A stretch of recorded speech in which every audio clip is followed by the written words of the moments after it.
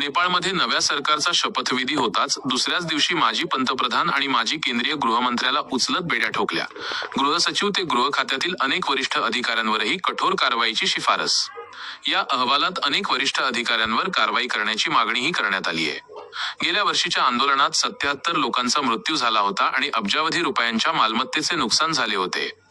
Ramesh Lekhak and KP Oli arrested in Nepal. नेपाळचे माजी पंतप्रधान केपी शर्मा ओली आणि माजी गृहमंत्री रमेश लेखक यांना गेल्या वर्षीच्या जनरेशन झेड आंदोलनासंदर्भात आज मार्च 28 सकाळी पोलिसांनी अटक केली. नवे पंतप्रधान म्हणून 35 वर्षीय बालेन शाह यांनी शपथ घेतल्यानंतर काही दिवसांतच कालच ही कारवाई करण्यात आली. पोलिसांनी दिलेल्या माहितीनुसार ओली यांना शनिवारी सकाळी भक्तपूरच्या गुंडू येथील त्यांच्या निवासस्थानी अटक करण्यात आली. माजी केंद्रीय रमेश लेखक यांना पहाटे 5 वाजण्याच्या सुमारास सूर्यविनायक येथे अटक करण्यात आली. अनेक वरिष्ठ अधिकाऱ्यांवर सुद्धा कारवाईची मागणी गृह मंत्रालयाने केलेल्या तक्रारीनंतर सुरू झालेल्या चौकशीच्या आधारे ही कारवाई करण्यात आली आहे. एका चौकशी आयोगाने शिफारस केली आहे की या नेत्यांवर निष्काळजीपणाचा गुन्हा दाखल करावा, ज्यासाठी 10 वर्षांपर्यंत तुरुंगवासाची शिक्षा होऊ शकते. या अहवालात अनेक वरिष्ठ अधिकाऱ्यांवर कारवाई करण्याची मागणीही करण्यात आली आहे. गेल्या वर्षीच्या आंदोलनात 77 लोकांचा मृत्यू झाला होता आणि अब्जावधी रुपयांच्या मालमत्तेचे नुकसान झाले होते. वैद्यकीय तपासणीनंतर ओली यांची एका बटालियनमध्ये रवानगी केली जाईल. पोलीस लवकरच ओली आणि रमेश लेखक यांना महाराजगंज येथील सशस्त्र पोलीस दलाच्या बटालियन क्रमांक 2 मध्ये हलवणार आहेत. अटकेनंतर दोन्ही नेत्यांना वैद्यकीय तपासणीसाठी रुग्णालयात नेण्यात आले होते. अधिकाऱ्यांनी सांगितले की त्यांची वैद्यकीय तपासणी पूर्ण झाल्यावर त्यांना बटालियनमध्ये ठेवण्याची व्यवस्था करण्यात आली आहे. हे पाऊल सध्या सुरू असलेल्या कोठडी प्रक्रियेचा एक भाग म्हणून उचलले जात आहे. अधिकाऱ्यांनी सांगितले की महाराजगंज येथील बटालियन क्रमांक 2 मध्ये दोन्ही नेत्यांना ठेवण्याची सर्व तयारी करण्यात आली आहे. त्यांच्या वैद्यकीय तपासणीनंतर त्यांना तिथे हलवण्यात येईल. अटकेपूर्वी पंतप्रधान बालेन यांच्या अध्यक्षतेखाली बैठक माजी न्यायाधीश गौरी बहादूर कार्की यांच्या अध्यक्षतेखालील एका आयोगाने या प्रकरणाची चौकशी केली. आपल्या अहवालात आयोगाने असा निष्कर्ष काढला की आंदोलनादरम्यान परिस्थिती हाताळण्यात गंभीर निष्काळजीपणा झाला होता. अहवालानुसार गुप्तचर यंत्रणेकडून पूर्वसूचना मिळूनही अधिकाऱ्यांनी योग्य कारवाई नाही, ज्यामुळे परिस्थिती आणखी बिघडली आणि अनेक लोकांचा जीव गेला.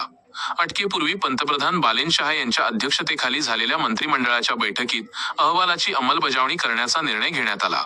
यानंतरच पोलिसांनी हे पाऊल उचलले. अटकेवेळी काठमांडू खोऱ्यात सुरक्षा व्यवस्था कडक करण्यात आली होती आणि पोलिसांची अनेक पथके तैनात करण्यात आली होती. गौरी बहादूर कार्की आयोगाच्या प्रमुख मागण्या तत्कालीन पंतप्रधान केपी ओली, गृहमंत्री रमेश लेखक आणि पोलीस प्रमुख यांच्याविरुद्ध फौजदारी चौकशी करावी असे आयोगाने म्हटले आहे. सुमारे 4 तास चकमक सुरू होती, परंतु ती थांबवण्यासाठी वेळेवर कोणतीही महत्त्वपूर्ण कारवाई करण्यात आली नाही असा आरोप आयोगाने केला आहे. अनेक वरिष्ठ अधिकाऱ्यांवर गृहसचिव, पोलीस आणि तपास यंत्रणेचे अधिकारी कारवाई करण्याची शिफारस देखील करण्यात आली आहे. काही पोलीस अधिकाऱ्यांविरुद्ध ताकीद आणि विभागीय कारवाईची मागणी करण्यात आली आहे. 9 सप्टेंबरच्या जाळपोळ आणि लुटमारीच्या घटनांची सखोल फेरचौकशी करण्याची मागणी करण्यात आली आहे. तपासासाठी सीसीटीव्ही फुटेज, मोबाईल डेटा आणि डिजिटल पुराव्यांचा वापर करण्याची शिफारस करण्यात आली आहे. सुरक्षेतील त्रुटींसाठी काही लष्करी अधिकाऱ्यांवर कारवाई करण्याची शिफारस देखील करण्यात आली आहे. शौर्य दाखवणाऱ्या पोलीस आणि नागरिकांचा सन्मान करण्यासाठीही हे आवाहन करण्यात आले आहे. नेपाळमध्ये भ्रष्टाचाराविरोधात जनरेशन झेडचे आंदोलन. 8 सप्टेंबर रोजी नेपाळमध्ये सोशल मीडियावरील बंदी आणि भ्रष्टाचाराविरोधात जनरेशन झेडचे आंदोलन सुरू झाले, ज्याला हिंसक वळण लागले. आंदोलकांनी सिंग दरबार या सरकारी कार्यालयाला आग लावली, जिथे पंतप्रधानांचे कार्यालयही होते. परिस्थिती बिघडल्याने काठमांडूसह अनेक शहरांमध्ये कर्फ्यू लागू करण्यात आला. संसद बंद करण्यात आली आणि पंतप्रधान ओली यांना राजीनामा देण्यास भाग पाडले गेले. त्यांच्या राजीनाम्यानंतर ओली यांना सुरक्षित ठिकाणी नेण्यात आले. दरम्यान संतप्त जनरेशन झेड समर्थकांनी माजी पंतप्रधानांसह अनेक मंत्र्यांवर हल्ला केला.